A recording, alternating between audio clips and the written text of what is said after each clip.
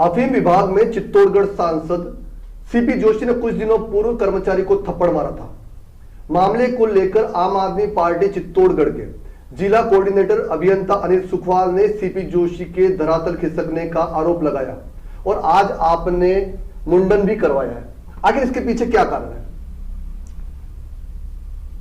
देश आजाद हुए 75 साल से ऊपर हो चुके हैं, लेकिन फिर भी आज तक भी कोई भी सरकारें लोकतंत्र एवं संविधान की पूर्ण रूप से पालना नहीं करा पाई है। 2 नवंबर को प्रतापगढ़ अफीम विभाग में हमारे चित्तौड़ के भाजपा सांसद माननीय सीपी जोशी जी अचानक पहुंचते हैं। अचानक पहुंचते ही उनके साथ उनके भाजपा के कार्यकर्ता अफीम किसान भी होते हैं। आनन फानन में उन्होंने तथाकथित अफीम विभाग में चल रहे भ्रष्टाचार पर छापामारी धावे बोलने जैसा एक दिखावा किया, जिसमें उन्होंने एक छोटे कर्मचारी को प्रायोजित तरीके से बुलवाया अपने ही कार्यकर्ता के द्वारा। उसका वीडियो भी वायरल हुआ, जिसको लगभग मैंने स्वयं ने 100 के लगभग बार देखा। और उस प्रायोजित प्रोग्राम को देखने पर मुझे ऐसा आभास हुआ कि इस सब प्रायोजित कार्यक्रम के लिए सीपी जोशी जी और उनके कार्यकर्ता प्री प्लान तरीके से वहां पहुंचे। उनकी स्क्रिप्ट भी सधी हुई थी, नपी तुली हुई थी, कब क्या किसे क्या बोलना है उन्हें पता था। लेकिन जिस कर्मचारी को उन्होंने बुलाया, मुझे ऐसा लगता है जब वो इनोसेंट तरीके से आया और जिस प्रकार से माननीय सांसद सीपी जोशी जी के सामने खड़ा रहा और उसने अपनी प्रस्तुति दी, ऐसा नहीं लग रहा था कि किसी उसे भ्रष्टाचार के डर के मारे वो कहीं कंपन, उसको हेजिटेशन जैसा कुछ दिखाई नहीं दिया। सांसद महोदय ने जब उनसे पूछा कि कितने रुपए लेते हो, किस बात के लेते हो, तो वो कर्मचारी ने संभवतः उसके जो एक्सप्रेशंस थे, बॉडी लैंग्वेज, उससे ये प्रतीत होता था कि उसे लगा होगा कि जैसे कि कोई फीस के बारे में और मेरी कार्यप्रणाली विभाग की पूछ रहे हैं। तो उसने इनोसेंट तरीके से जवाब दिया कि हम नामांतरण के पैसे लेते हैं।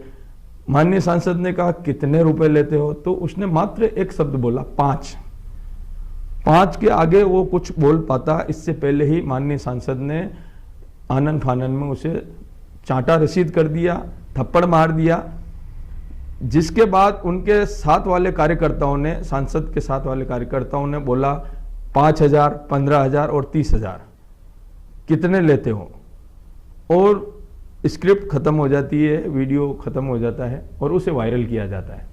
मेरा यह मानना है कि ये सारा एक सोची समझी साजिश के तहत एक काल्पनिक हीरो बनने के लिए उन्होंने ऐसा ड्रामा किया और एक निर्दोष कर्मचारी को इस ड्रामे का शिकार बनाया, जो इस सारे ड्रामे से अनभिज्ञ था, और उसे चाटा मारा गया, जो लोकतंत्र की हत्या है। तो अब आप ये जब कह रहे हैं कि भाई इस प्रकार की कोई स्थिति नहीं हुई, तो आप क्या मानते, भ्रष्टाचार हो रहा है या नहीं हो रहा है? बिल्कुल भ्रष्टाचार हो रहा है, क्योंकि एक इंसान हो तो झूठ बोले।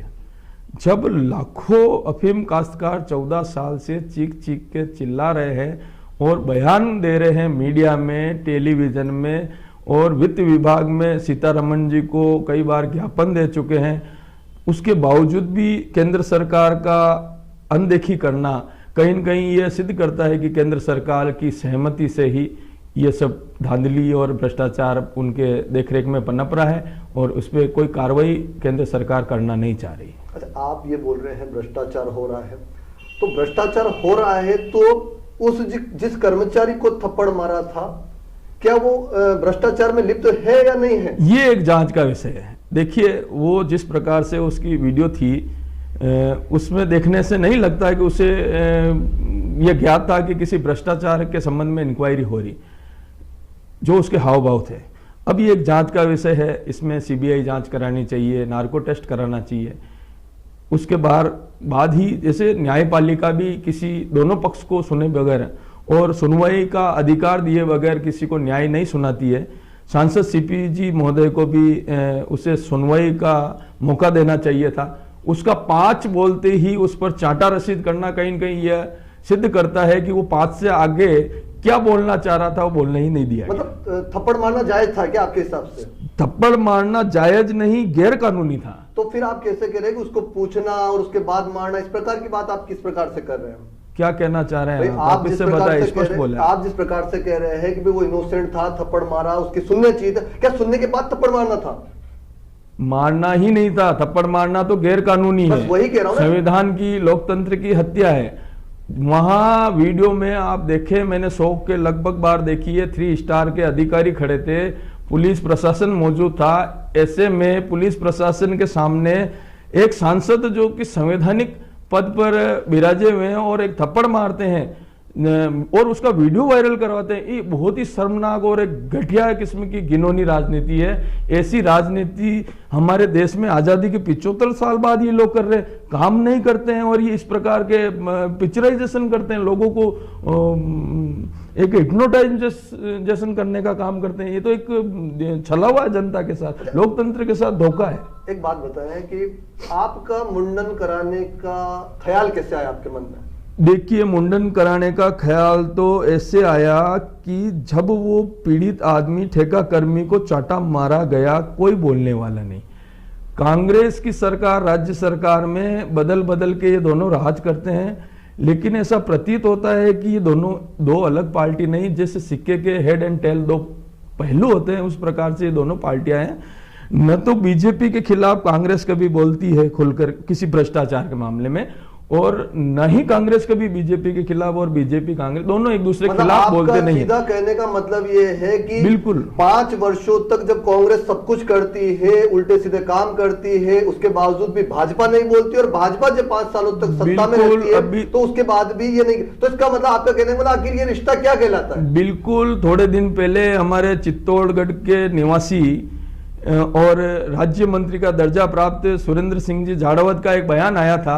उसमें उन्होंने वर्तमान चित्तौड़गढ़ के एमएलए को इशारों में पत्रकार वार्ता करके, क्या मालूम उस समय उनकी बुद्धि कहां विराजमान थी, लेकिन वो भावावेश में ही सही कह गए, सच्चाई बयान कर गए। उन्होंने कहा था कि एक शीशे का भी तेरा घर और शीशे का भी मेरा घर, और एक पत्थर है तेरे हाथ और एक मेरे हाथ, तू भी समझ और मैं भी समझ। मतलब कुल मिला के दोनों ही गलत है, इसका मतलब आपके कहने का मतलब? बिल्कुल, ये गलत है तभी बयान दे रहे हैं और गलत है तभी चुप रहते हैं। अत्याचार पर और भ्रष्टाचार पर एक संवैधानिक पद पे रहने वाले, भले ही विपक्ष का हो और वो चुप रहता है, मौन रहता है, तो कहीं न कहीं वो भी या तो भ्रष्टाचार में लिप्त है या फिर अपनी बारी का इंतजार कर रहा है।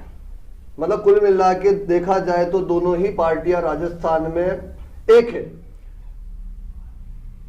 एक तो नहीं है, लेकिन बारी बारी से इनका ऐसा मानना है कि हेड एंड टेल कि इस बार मैं करूंगा और अगली बार ये करेंगे, तो ये कर रहे हैं तो हमें मौन रहना है, ताकि ये हमारी कमियां उजागर नहीं करे, और हम करें तो इन्हें मौन रहना है। ये इनकी एक म्यूचुअल अंडरस्टैंडिंग है, इन्होंने म्यूचुअल अंडरस्टैंडिंग बना रखी है। आप पार्टी से है, आम आदमी पार्टी आज दिल्ली में राज कर रही है, पंजाब में आ चुकी है। आप क्या इस प्रकार का स्टंट करके या अपना मुंडन करवा के क्या आप राजस्थान में भी आम आदमी पार्टी की राजनीति को चमकाना चाहते हैं? देखिए, पहली बार तो मैं आपको ये कहना चाहता हूं कि आम आदमी पार्टी कहीं पर भी राज नहीं कर रही है। आम आदमी पार्टी दिल्ली और पंजाब में सेवा कर रही है, और सेवक सर्वत्र पूज्यते, जो सेवा करेगा वो पूजा जाएगा। अगर आप सेवा कर रहे हैं, मेरी बात सुनिए, मुझे आप बोलने का मौका दीजिए। आप जब सेवा कर रहे हैं तो अन्य पार्टियां क्या कर रही है? भ्रष्टाचार। तो फिर आप क्या कर रहे हैं?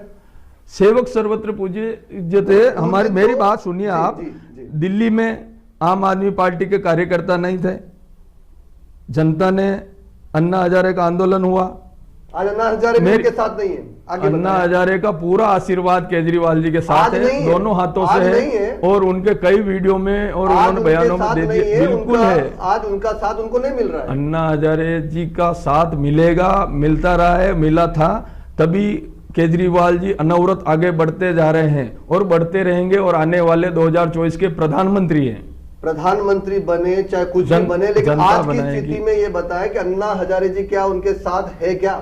बिल्कुल, अन्ना हजारे जी का हाथ और साथ और आशीर्वाद हमेशा से केजरीवाल जी के ऊपर रहा है, प्रत्यक्ष अप्रत्यक्ष रूप से, कारण कुछ भी हो, लेकिन उसी आशीर्वाद के बल पर वो अनवरत आगे बढ़ते जा रहे हैं सेवा के कर्म में और सेवा करते जा रहे हैं।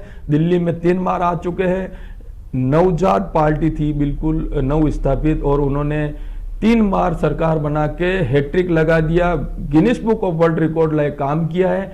उसके बाद पंजाब में आपने देखा था किसी प्रकार के कार्यकर्ता हमारे किसी जिले और किसी वार्ड में थे नहीं, फिर भी 5 युवा कार्यकर्ता हमारे पार्टी के दिल्ली से जाते हैं और पब्लिक के साथ कन्वेंस करते हैं डोर टू डोर, और काम का बल और जनता की ताकत, जनता सीधा सीधा डायरेक्ट आम आदमी पार्टी को वोट कर रही है बिना कार्यकर्ता के। कम कार्यकर्ता, ईमानदार कार्यकर्ता, हमने कार्यकर्ताओं की भीड़ इकट्ठा नहीं की है। जिस प्रकार से आईएएस आईपीएस का एंट्री होता है उसी प्रकार से हमारी राजनीतिक पार्टी आम आदमी पार्टी समाज सेवा की पार्टी है।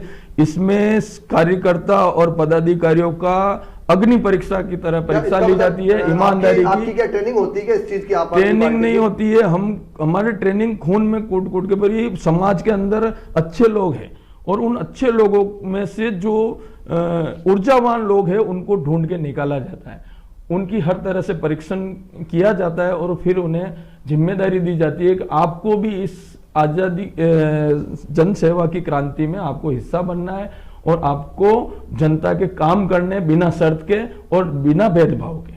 तो आम आदमी पार्टी का काम सही है लेकिन अन्य पार्टियों का काम गलत है, आपका सीधा कहने का मतलब ये है? देखिए, नियत आदमी की व्यक्तिगत होती है। मैं यही नहीं कहता कि भाजपा और कांग्रेस में 100% भ्रष्ट है, लेकिन सेंट्रल गवर्नमेंट की एक रिपोर्ट के अनुसार ही भाजपा के 43% सांसदों पर आपराधिक मामले दर्ज है। किस रिपोर्ट की बात कर रहे हैं आप?